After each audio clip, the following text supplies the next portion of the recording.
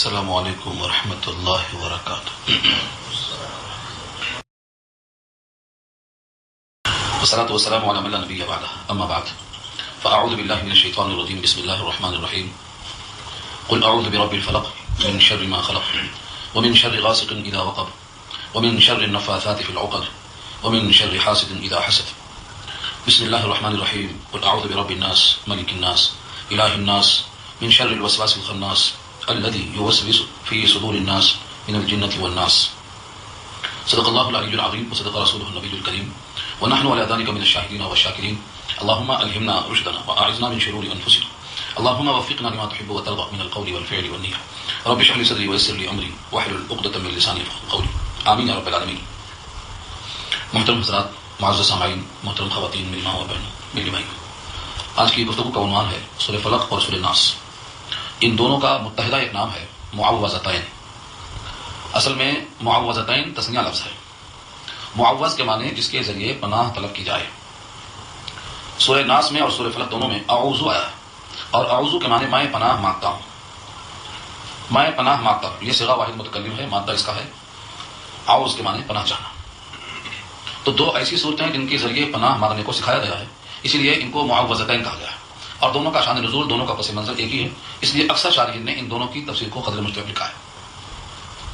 سورہ فلق اور سورہ ناس یہ مکی ہے یا مدنی ہے؟ اکثریت نسخوں میں آپ دیکھیں گے تو مکہ دکھا رہے گا کہ یہ مکی ہے، لیکن جو واقعہ اس میں ہے جادو کا اور یہودیوں کے جادو کرانے کا، تو یہودیوں کی آبادی مدینے میں تھی، مکے میں نہیں تھی، اور جو راوی ہیں ان کا ایمان لانا بھی مدینے میں ثابت ہے۔ خود سورت کا جو مضمون بتاتا ہے وہ بتاتا ہے کہ یہ سورت مدنی ہے، کیونکہ جادو کرنے والے مدینے میں رہنے والے یہودی، جس کنویں میں جادو کے اثرات پائے گئے وہ کنواں خود یہودیوں کا کنواں تھا، جیسا کہ ابھی آئے گا۔ اس لیے الاتقان فی علوم القرآن میں علامہ سیوطی کی رائے یہ ہے کہ اس کا مدنی ہونا زیادہ راجح ہے، جیسا کہ انہوں نے روایت نقل کی ہے بیہقی کی۔ بیہقی کی روایت سے معلوم ہوتا ہے کہ یہ سورت دونوں مدنی ہے۔ تو کچھ نسخوں میں مکی لکھا رہے گا اور کچھ صورتوں میں مدنی لکھا رہے گا۔ اس کی تطبیق کی شکل یہ ہے، کبھی ایسا بھی ہوتا ہے کہ ایک صورت پہلے نازل ہو جاتی ہے، پھر بعد میں بطور ریفرنس کے بوقت ضرورت اس کو دوبارہ پیش کیا جاتا ہے۔ ایسا لگتا ہے کہ ابھی نازل ہوئی ہے، حالانکہ نازل پہلے ہو چکی ہے، ایسا بھی امکان ہے، جس طرح سورہ فاتحہ 2 بار نازل ہوئی۔ تو سورہ ناس اور فلق کے بارے میں اکثر نسخوں میں مکہ لکھا رہے گا، اور قاضی ثناء اللہ صاحب پانی پتی لکھتے ہیں تفسیر مظہری کے اندر یہ مدنی ہے، اور الاتقان میں سیوطی لکھتے ہیں کہ یہ مدنی ہے، مولانا مفتی شفیع صاحب لکھتے ہیں کہ یہ مدنی ہے۔ تو بہرحال مدنی اور مکی ہونا یہ مضمون سے لوگوں نے اخذ کیا۔ مدنی مکی ہونے کا مدار کیا ہے؟ اگر ہجرت سے پہلے نازل ہوئی تو مکی ہے، ہجرت کے بعد نازل ہوئی تو مدنی۔ اب جادو کا جو واقعہ آپ پر پیش ہوا ہے یہ ہجرت کے بعد ہوا ہے تو مدنی کہلائے گی۔ نبی صلی اللہ علیہ وسلم کی بیماری کو دور کرنے کے لیے ان دونوں صورتوں کو نازل کیا گیا ہے۔ اس صورت کے فضائل اور بہت زیادہ فوائد یہ گفتگو انشاءاللہ آخر میں رہے گی، پہلے ہم لفظوں کو حل کریں گے۔ دونوں صورتوں کے شروع میں لفظ قل آیا ہے، اور قل یہ امر ہے، آرڈر ہے، کہیے، گویا اللہ نے نبی سے کہلوایا ہے آپ کہیے قل۔ اور اعوذ یہ دونوں میں مشترک ہے، سورہ فلق میں بھی اعوذ ہے اور یہاں بھی لفظ اعوذ ہے، اور اعوذ کے معنی میں پناہ میں آتا ہوں، یعنی مجھے آپ کی پناہ چاہیے۔ ترجمہ کیا ہے؟ میں پناہ میں آیا، یعنی گویا جب اللہ کے حکم سے آپ کہیں گے اعوذ تو گویا اللہ کا حکم پورا کیا اور اللہ نے آپ کو پناہ دے دیا۔ اس طرح سے آپ کو اللہ کی پناہ مل گئی، کیونکہ آپ کا اعوذ کہنا خدا کے حکم سے۔ ترجمہ اس واسطے کیا ہے؟ کہو میں پناہ میں آیا، یہ لفظ دونوں طرف مشترک ہے۔ سورت کا نام سورہ فلق ہے کیونکہ اب جو لفظ آ رہا ہے برب الفلق، اس فلق سے سورت کا نام ماخوذ ہے سورہ فلق، اور اس میں برب الناس آ رہا ہے، برب الناس آ رہا ہے، اور ناس کی مناسبت سے اس کا نام سورہ ناس ہے۔ ناس کے معنی لوگ، تو ناس کی مناسبت سے اس کا نام سورہ ناس، اور وہاں برب الفلق میں فلق آیا، فلق کی مناسبت سے سورہ فلق۔ بقیہ جو لفظ ہے برب یہ دونوں میں مشترک ہے۔ با اعوذ کے ساتھ بطور صلہ کا استعمال ہوا ہے، اور رب کہتے ہیں عدم سے وجود میں لا کر درجہ کمال تک پہنچانے والی ذات، یہ رب۔ تو آپ کہہ دیجیے میں پناہ میں آیا صبح کے رب کی۔ فلق اصل میں کہتے ہیں رات کی تاریکی کو پھاڑ کر صبح کی روشنی لانا، رات کی تاریکی کو چیر کر صبح کی روشنی کو نمودار کرنا، یہ فلق کا ترجمہ ہے۔ اور فلق کا یفلق کہیں بھی آئے گا قرآن کریم میں تو اس کے معنی پھٹنے ہی کہیں گے، جیسے قرآن کریم میں استعمال ہوا ہے فالق الاصباح، صبح کو پھاڑنے والا، فالق الحب والنوى، دانے کو اور گٹھلی کو پھاڑنے والا۔ تو لفظ فلق کہیں بھی آئے گا تو پھاڑنے کے معنی میں آئے گا۔ فلق البحر، سمندر کو پھاڑنا، فلق پھٹ گیا سمندر۔ تو قرآن کریم میں لفظ فلق کہیں بھی استعمال میں آئے گا تو پھاڑ دینے کے معنی میں آئے گا۔ اشارہ اس بات کی طرف ہے کہ جس طرح سے اللہ نے رات کی اندھیری کو پھاڑ کے صبح کی روشنی کو ظاہر کیا ہے، ایسے ہی تمام بیماریاں، مصیبتیں، آفتیں کافور ہو جائیں گی اور ان کو ختم کر کے آپ کی صحت کو ظاہر کیا جائے گا۔ یہ اشارہ۔ تو سورہ فلق میں فلق کی مناسبت سے اس کا نام سورہ فلق ہے، اور سورہ ناس میں ناس کی مناسبت سے اس کا نام سورہ ناس ہے۔ اور سب سے اہم بات یہ ہے کہ سورہ فلق میں دنیا کی آفتوں سے پناہ طلب کی گئی، اور سورہ ناس میں اخروی آفتوں سے پناہ طلب کی گئی۔ انسان کے دو دشمن ہوتے ہیں، ایک جو سامنے نظر آتا ہے انسان، اور ایک وہ دشمن ہے جو نظر نہیں آتا، وہ ہے شیطان۔ انسان سے اگر انسان ہار بھی گیا تو شہید ہو جائے گا اور شہادت کا مقام بھی اونچا ہے، جیت گیا تو کامیاب ہوگا، اور ہار گیا تو بھی شہید ہوگا، پھر بھی ناکام نہیں ہوگا۔ لیکن شیطان سے اگر ہار گیا تو دنیا میں بھی ناکام ہوگا، آخرت میں بھی ناکام ہوگا، اور ایسی ناکامی جس کا کوئی حل نہیں۔ اسی لیے شیطان کے لیے اللہ نے بتایا ہے علاج کہ میری پناہ میں آ جاؤ تو میں ضرر نہیں پہنچے۔ البتہ انسان سے مقابلہ کرنے کے لیے فرمایا کہ تم صبر کرو، اچھے اخلاق کا مظاہرہ کرو، انتقام کی فکر مت کرو، حسن قلم سے اس کو اپنے قریب کرو، تمہارا جو دشمن ہے دوست بن جائے گا۔ یہ بحث آگے آ رہی ہے۔ انسان کا دشمن جب انسان ہو اور حسن سلوک کیا جائے تو وہ کچھ دن میں دوست بن جاتا ہے۔ یہ قرآن کا نسخہ ہے، اور نبی صلی اللہ علیہ وسلم نے اس کو آزمایا۔ 3 جگہ پر یہ مضمون آیا ہے، سورہ اعراف میں تفصیل سے آیا، سورہ نحل میں آیا، سورہ مومنون میں آیا کہ اگر انسان دشمن ہے تو اس کے ساتھ حسن سلوک کرو، وہ دوست بن جائے گا، اور شیطان اگر دشمن ہے تو اللہ کی پناہ میں آؤ، کیونکہ تم اس کو دیکھتے نہیں، وہ تمہیں دیکھتا۔ تو یہ 2 مضمون سامنے رکھیں آپ۔ لفظ فلقہ کے معنی پھاڑ دینا، تو رب الفلق کے معنی رات کی تاریکی کو پھاڑ کر صبح کو لانے والے رب کی میں پناہ میں آیا۔ جس کی پناہ چاہیے اس کی ایک صفت صرف فالق، فلق پھاڑ دینا۔ جس کی پناہ طلب کرنا ہے اس کی ایک صفت یہاں بتائی گئی، اور جس چیز سے، جس کے شر سے بچنا ہے وہ کئی ایک ہے، یعنی مخلوق کا شر، رات کی اندھیری کا شر، گروہوں میں پھونک مارنے والیوں کا شر، حسد کرنے والوں کے حسد کا شر، ان تمام کے شرور سے وہ ذات ایک ہے اور صفات اس کی ایک بتائی گئی ہے جس سے پناہ طلب کی جائے، جس کی پناہ چاہیے۔ لیکن جن شرور سے بچنے کی پناہ طلب کی گئی ہے وہ شرور کئی ہیں۔ اس کے برخلاف سورہ ناس جب آئیں گے تو آپ کو معلوم ہوگا کہ رب کے صفات 3 ذکر کیے گئے، اور جس سے پناہ چاہی گئی ہے، جس کے شر سے بچنے کی فکر کی گئی ہے، وہ صرف شیطان ہے ایک، وہ چاہے شیطان انسانوں میں سے ہو یا جنوں میں سے۔ انسانوں میں سے بھی شیطان ہوتے ہیں، یہ بات نہیں آ رہی ہے۔ تو لفظوں کے ساتھ ترجمہ دیکھیں آپ، قل آپ کہہ دیجیے اعوذ میں پناہ میں آیا برب الفلق، صبح کے رب کی، من شر ما خلق، من کے معنی سے، اور شر کے معنی بدی، برائی۔ شر اردو میں استعمال ہے، شر پھیلانا مطلب برائی پھیلانا۔ ما خلق جو اس نے پیدا کیا، جو اللہ نے پیدا کیا ہے مخلوق، ان مخلوق کے شر سے میں خالق کی پناہ چاہتا ہوں۔ اگر دیکھا جائے تو انسان کے لیے 2 قسم کے شر ہیں، ایک براہ راست شر ہے اور ایک شرور کے آثار، اس کے اسباب۔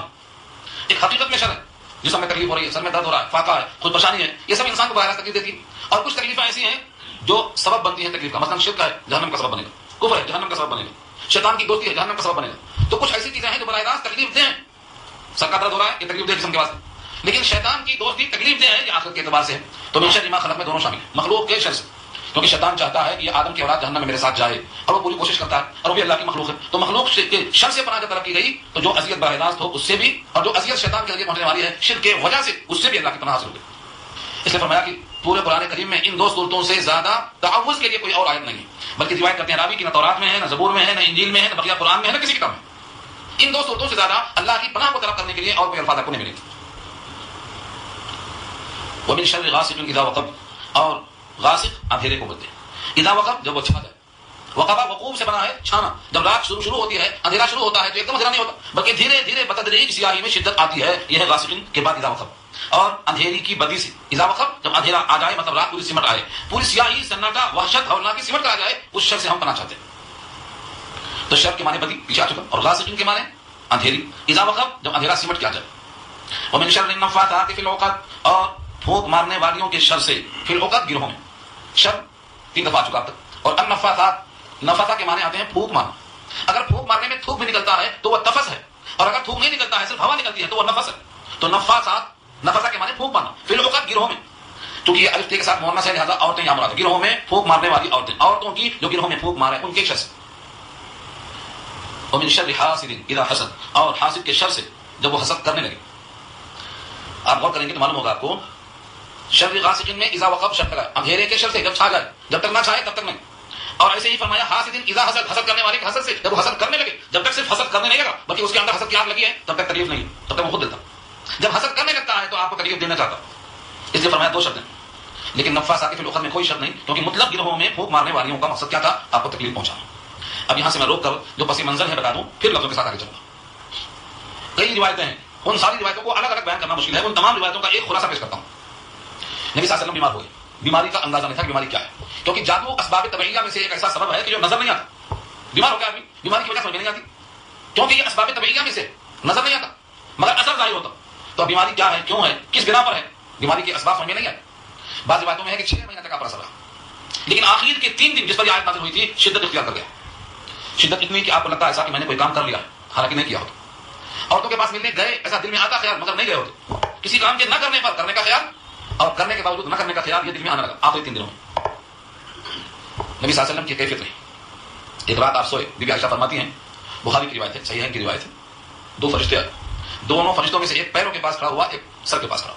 ایک نے کہا کہ یہ بیمار ہو گئے ہیں, دوسرے نے کہا بیماری کیا, تیسرے نے کہا ان پر جادو ہوا. اس طرح آپس میں سوال جواب شروع ہو. اور آپ نیند میں, اور آپ جب نیند میں ہوتے تھے تو آپ کا دل جلتا تھا, صرف آنکھیں سوتی تھی, آپ پوری بات سن رہے.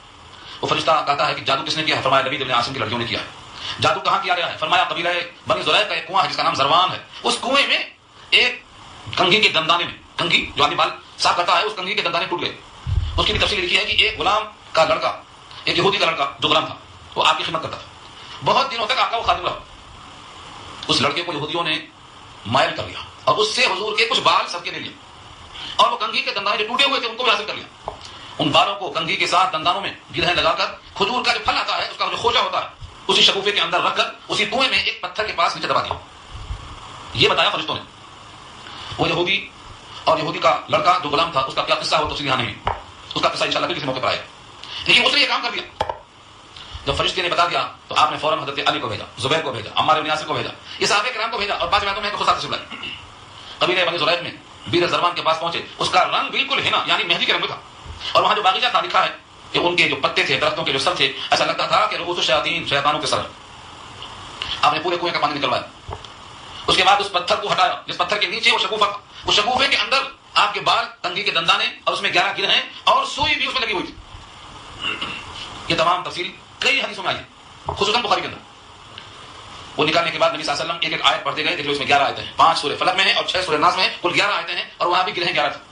آپ نے ایک آیت کو پڑھنا شروع کیا, گرہیں کھلتی گئی. حدیث میں ایک ایسا آپ چاقو چوبند ہو گئے کہ جیسے کسی نے رسی میں باندھ رکھا تھا اور کھول دیا, اتنا زیادہ صاف ستھرے ہو.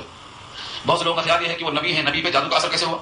گویا نبوت کا اعلان اور نبوت کا پیغام یہ بھی نہیں جادو کا اثر تو نہیں. ایسا نہیں ہے, جادو کا اثر نبی پر ہو سکتا ہے, یہ نبوت کے خلاف نہیں ہے, کیونکہ نبی بھی جسم رکھتے ہیں. اور جیسے آدمی کا آگ سے جلنا یہ طبعی اثر ہے. آپ کے ہاتھ پر آگ رکھی جائے تو آپ ہاتھ جلے گا, طبعی اثر ہے. اس کو بولتے ہیں اسباب طبعیہ. پانی پیئیں گے پیاس بجھے گی, کھانا نہیں کھائیں گے فاقہ کریں گے تو بھوک کی شدت محسوس کریں گے, روزہ رکھیں گے پانی نہیں ملے گا تو پیاس لگے گی. یہ اسباب طبعیہ کہلاتا ہے. یہ اسباب طبعی ہر نبی کے ساتھ ہے, کوئی اس سے مستثنا نہیں ہے.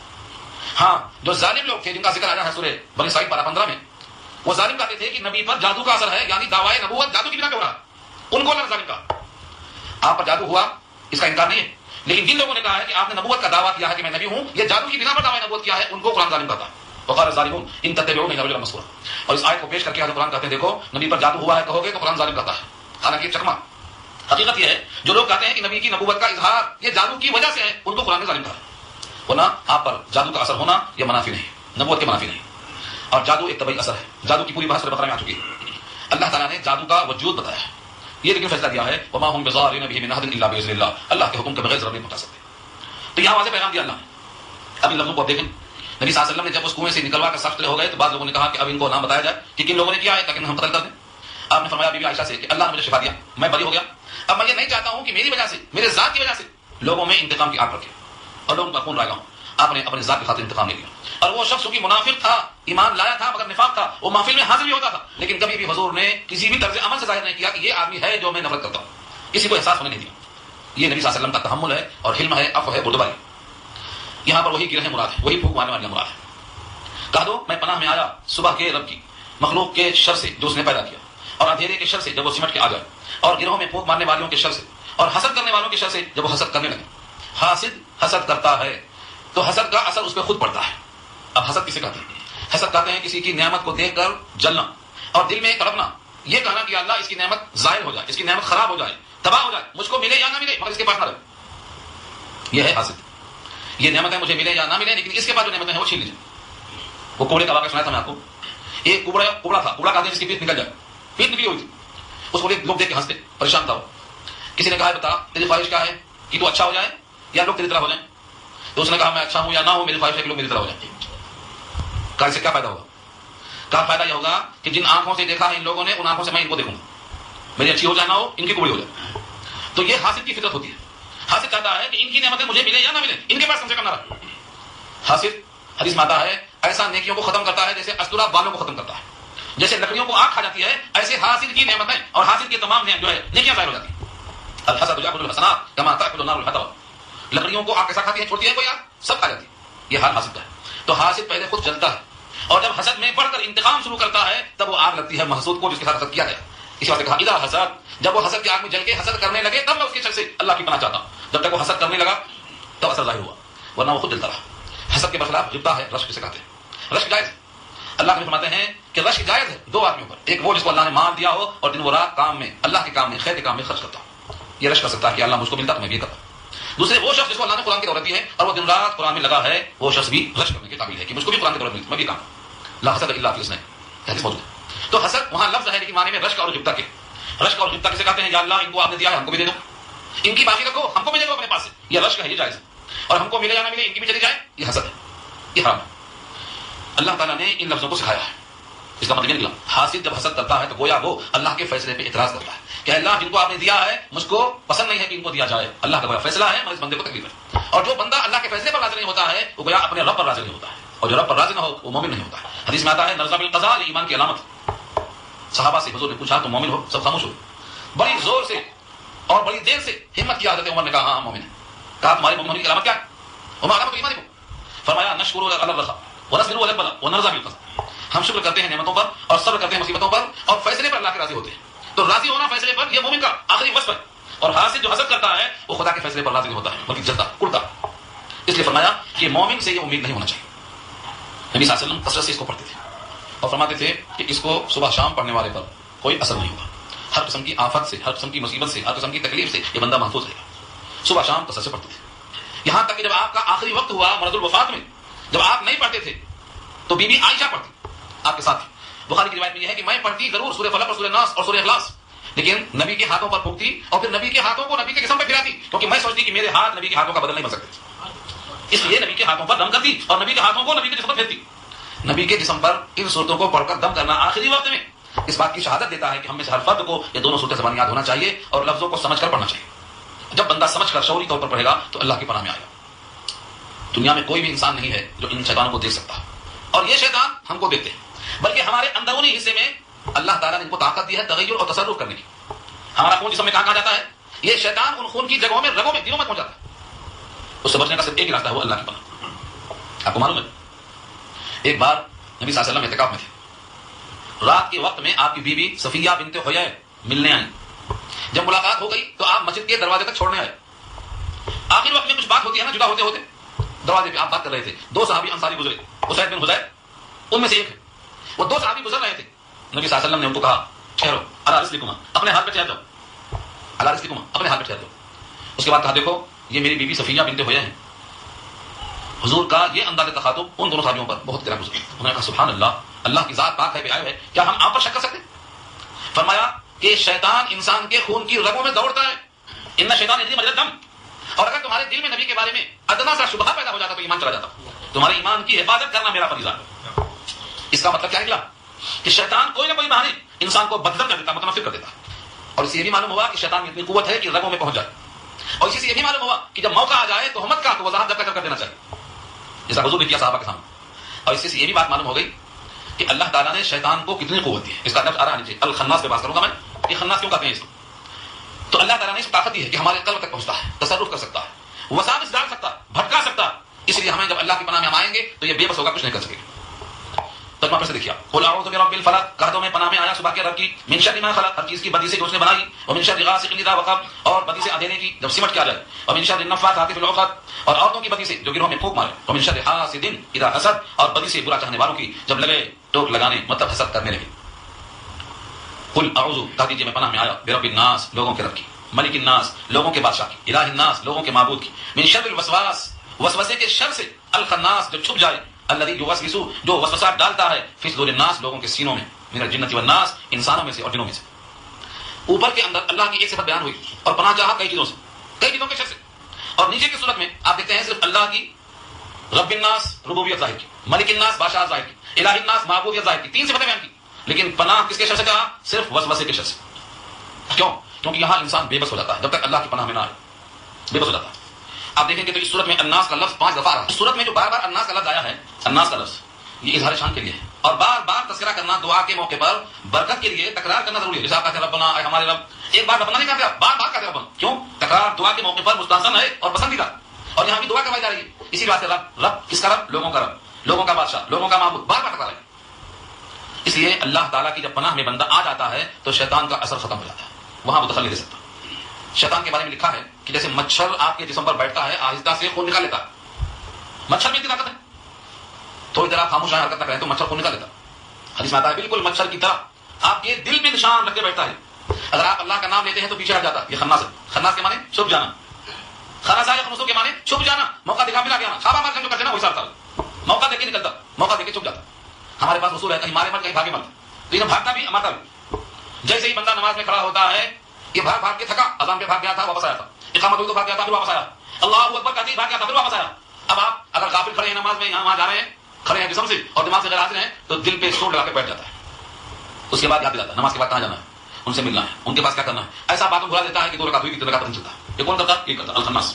اس شیطان کا نام خناس ہے، نمازوں میں بھی نہیں چھوڑتا. حدیث میں آتا ہے کہ ہر انسان کے قلب میں 2 خانے ہیں، ایک میں شیطان رہتا ہے اور ایک میں فرشتہ رہتا ہے. جب ذاکر ہے اور اللہ کی طرف متوجہ ہے تو یہ فرشتہ تعاون کرتا ہے، اور جب بندہ غافل ہوتا ہے تو یہ شیطان کے قابو میں ہوتا ہے. جتنے انسان اللہ سے غافل ہیں پوروں کا یاد ہے تو پسند سب کا یاد. اور جب اگر فرشتہ ساتھ نہیں دیا، غفلت بڑھتی گئی، اتنی بڑھ گئی غفلت کہ شیطان پکا دوست ہو گیا تو اب مسلط ہو جاتا ہے. اس کا ذکر اللہ نے کیا ہے، اور میں یہاں عن ذکر الرحمن نقید له الشیطان فهو له قرین. جو غافل ہوتے ہوتے اتنا غافل ہو گیا ہم شیطان کو اس کے اوپر مسلط کر دیتے ہیں. اب وہ ساتھ بن جاتا ہے، ساتھی ہے، جو کہتا ہے سنتے ہیں، وہ کہتا ہے ناچو تو ناچتے ہیں، وہ بولتا ہے حرام کھاؤ تو حرام کھاتے ہیں، وہ بولتا ہے جھوٹ بولو تو جھوٹ بولتے ہیں. وہ جو کرواتا ہے کرتے ہیں، کون؟ انسان کرتے ہیں. کیوں؟ کیونکہ شیطان مسلط ہو جاتا ہے، اور اس سے چھٹکارے کی ایک ہی شکل ہے کہ وہ اللہ کی پناہ میں آئے. قل اعوذ برب الناس، کہتا ہوں میں پناہ میں آیا لوگوں کے رب کی، ملک الناس لوگوں کے بادشاہ کی، الہ الناس لوگوں کے معبود کی، من شر الوسواس الخناس اس کے شر سے جو وسوسہ پھیلانے والا. وسواس کے معنی وسوسہ، الخناس جو چھپ جائے، الذی یوسوس جو ڈالتا ہے خیال، فی صدور الناس لوگوں کے سینوں میں. صدور جمع ہے، صدر واحد ہے، لوگوں کے صدر میں، ان لوگوں کے سینوں میں، مراد لوگوں کے دل میں ڈالتا ہے. یہ کہاں سے ہے ڈالنے والا؟ من الجنتی جنوں میں سے، والناس اور لوگوں میں سے. جن جو نظر نہ آئے، جن کے ذکر کے ساتھ جن کہتے ہیں جو نظر نہ آئے، جنون کہتے ہیں جو نظر نہ آئے. اب ترتیب پر پیش آ گیا جنہ تو اس کے معنی ڈھال کیا آتے ہیں، ڈھال اس روکتا ہے. حدیث میں آتا ہے الصوم جنہ، روزہ ڈھال ہے، یعنی انسان کو بچاتا ہے جہنم سے. تو اگر جنہ ہے تو نظر نہیں آتا. من الجنتی والناس لوگوں میں سے، لوگوں میں سے بھی اور جنوں میں سے بھی برائیاں ڈالنے والے. یہاں لکھا ہے کہ جو انسان ہوتا ہے وہ تو انسان کو نظر آتا ہے، اور یہاں کہا گیا ہے کہ دل میں برے خیالات ڈالتے ہیں انسانوں میں سے بھی جنوں میں سے. جنوں میں سے تو سمجھ میں آتا ہے کہ برائی کا خیال ڈالتے ہیں، انسانوں میں سے جو ہوتے ہیں وہ کسرا ڈالتے ہیں. فرمایا کہ وہ آپ کے سامنے ہوتے ہیں، باتیں بھی کرتے ہیں، آپ ان کو نظر بھی آتے ہیں، لیکن وہ جو کہنا چاہتے ہیں وہ اشاروں میں کنایوں میں گھما پلا کے لاتے ہیں. کہنا کچھ چاہتے ہیں بولتے کچھ. وہ چاہتے ہیں کہ ہماری بات ان کے دل میں آ جائے اور لفظوں میں ہم کو بولنا نہ پڑے. اشارہ کنایا، اور بسا اوقات اشارہ کنایا زیادہ بلیغ ہوتا ہے واضح کرنے کے مقابلے. بعض الفاظ ملتے ہیں الکنایۃ ابلغ من التصریح، صراحت کے مقابلے میں کنایا بہت زیادہ ہوتا، دل میں اتر جاتا ہے. تو اس طرح سے ڈالتے ہیں خیالات. تو اتنے تمام شرور سے بچنے کے لیے صرف ایک شکل ہے وہ اللہ کی پناہ میں آنا. اب یہاں دیکھیے کہ 5 بار الناس آیا ہے. لکھا ہے لطیفے کے طور پر لکھا ہے کہ الناس اس لیے کہا کہ لوگ 5 قسم کے ہوتے ہیں. 5 قسم کے. نمبر 1 برب الناس لوگوں کا رب، یہاں مراد ہے بچہ. الناس لوگ، بچہ مراد. کہا کیسے؟ کہا یہاں پر خزینہ ہے رب، رب کے معنی پرورش کرنے والا، اور زیادہ حاجت پرورش کرنے کس کو ہوتی ہے؟ بچے کو ہوتی. تو یہاں بچوں کا رب مراد ہے. اس کے بعد کہا ملک الناس لوگوں کا بادشاہ، اور بادشاہ چاہتا ہے رعایا ہو، رعایا جس پر حکومت کی جائے، اس سے مراد نوجوان ہے. اور خزینہ ہے ملک بادشاہ. بادشاہ کیسے کرے گا جب جوان نہیں رہیں گے تو جوانوں پر بادشاہ. اور جس کا لفظ ہے الہ الناس لوگوں کا معبود، اس سے مراد بوڑھے لوگ، کیونکہ عبادت اس کا خزینہ ہے. الہ مانے معبود، جس کی بندگی کی جائے وہ الہ ہے، اور بندگی کرنے والے لوگ کیسے ہوتے ہیں؟ عام طور سے بوڑھے ہوتے ہیں. اب تو کچھ جوان بھی شریف ہو گئے ورنہ اب تک سے بوڑھے ہوا کرتے تھے. تو یہ 3 قسم کے ہو گئے. اب چوتھا جو لفظ ہے جس کے دل میں خیال ڈالا جاتا ہے، جس کے دل میں خیال ڈالا جاتا ہے یعنی خیالات سے پریشان انسان، یہ چوتھا. اور 5واں وہ ہے انسان جو خیالات برا ڈالنے والا بنایا گیا ہے. یہ 5 قسم کے انسان ہوتے ہیں، اور 5 دفعہ اللہ نے یہاں پر لفظ ناس استعمال کیا. ان تمام کا حاصل یہ ہے کہ اللہ تعالیٰ کی پناہ میں آنے کا اللہ نے خود سکھلا دیا ہے. جب بندہ یہ کہتا ہے تو اللہ کی پناہ میں آ جاتا ہے. قل کہہ دیجیے اعوذ میں پناہ میں آیا برب الناس لوگوں کے رب کی، ملک الناس لوگوں کے بادشاہ کی، الہ الناس لوگوں کے معبود کی، من شر الوسواس. وسواس اس میں فائل کہا جائے تو حرج نہیں ہے. وسواس کے معنی وسوسہ ڈالنے والا، یعنی الخناس جو ظاہر ہوتا چھپتا آگے پیچھے ہوتا رہتا ہے. خناس کہتے ہیں اس کو کہ موقع پر ظاہر ہو اور موقع پہ پیچھے ہٹ جائے، چھپ جائے. اس سے مراد وہ شیطان ہے جو مخصوص شیطان ہے جس کا یہی کام ہے. آدمی کی آنکھوں سے قابل رہتا اور ایسی دعوت دیتا ہے کہ انسان اس کی بات کو مان لے، جو یہ چاہتا ہے وہ کر لے. وسوسہ کہتے ہیں مخفی کلام دل میں ڈالنا تاکہ اس کی مرضی والا کام تم قبول کرو، یہ ہے وسوسہ. انسان اس کو روکنے پر قادر نہیں ہے. لیکن یاد رکھ لو جو وسوسہ دل میں آتا چلا جاتا ہے وہ یہاں مراد نہیں. جو خود سے خیال آتا ہے وہ مراد یہاں پر نہیں، بلکہ وہ وسوسہ جو شیطان ڈالتا ہے اور دل میں جم جاتا ہے اور بندہ عزم کر لیتا ہے کہ مجھے یہ کرنا ہے، یہاں وہ مراد ہے. بقیہ جو خیال خود ہی آیا چلا گیا وہ معاف. دل میں بات آئی کچھ دیر تک ادھر ادھر کی بات سے مزہ بھی لیا، یہ حدیث نفس ہے چلی گئی. خاطر ہے یہ بھی چلی گئی، ہم ہے یہ بھی چلی گئی. جب تک عزم کے درجے میں نہ شیطان آ جائے تب تک مؤاخذہ نہیں ہوتا، عزم کے درجے میں اس وقت مؤاخذہ شروع ہوتا۔ تو فرمایا کہ لوگوں کے سینوں میں جو خیال ڈالتا ہے، لوگوں کے سینوں میں خیال ڈالتا ہے، چاہے کوئی بھی انسان، ہر ایک کے ساتھ شیطان لگا ہے اور وہ خیال ڈالتا ہے۔ صحابہ نے ہمت کر کے پوچھا کہ اللہ کے نبی کیا آپ کے ساتھ بھی شیطان ہے؟ فرمایا ہاں میرے ساتھ بھی ہے، لیکن اللہ نے اس کو توفیق دی ہے کہ مجھ کو وہ خیر کی دعوت دیتا ہے، میرے ساتھ رہتے رہتے اب وہ خیر کی دعوت دیتا ہے، وہ جرأت نہیں کرتا ہے شر کی دعوت دینے کی۔ اب سوچو آپ، شیطان کس کے ساتھ نہیں ہے؟ ہر ایک کے ساتھ۔